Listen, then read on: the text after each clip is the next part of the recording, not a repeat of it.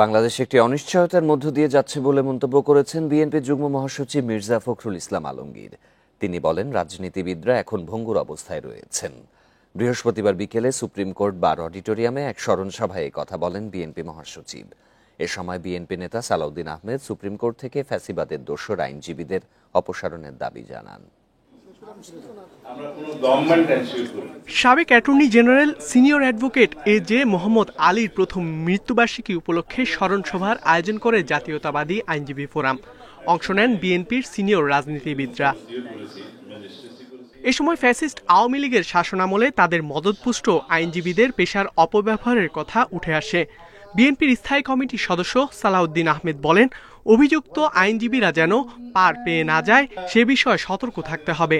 আইন ব্যবস্থার স্বাধীনতা নিশ্চিতে সুপ্রিম কোর্টে বর্তমান ফ্যাসিবাদের দোসর ১৩০ আইনজীবীর অপসারণ দাবি করেন তিনি।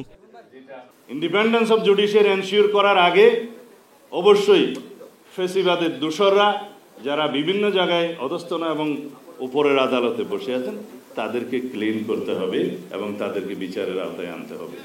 শুধুমাত্র সুপ্রিম জুডিশিয়াল কাউন্সিল গঠনের মধ্য দিয়ে তাদেরকে অপসারণ করলে সেটা এনাফ হবে না।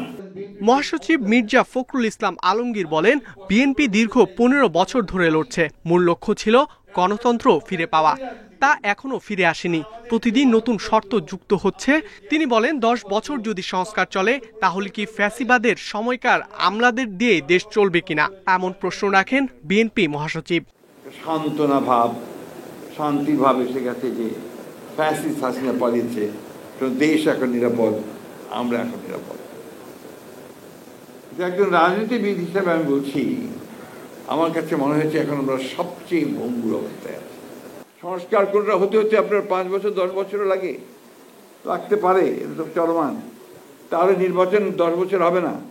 আর এই ১০ বছর কি ওই ফ্যাসিবাদী আমলাদের হাতেই দেশ চলবে? এ সময় বিএনপি নেতা ব্যারিস্টার জমির উদ্দিন সরকার, সিনিয়র অ্যাডভোকেট জয়নুল আবেদিন সহ অনেকেই উপস্থিত ছিলেন। ইকরামুল কবির, ইন্ডিপেন্ডেন্ট নিউজ, ঢাকা।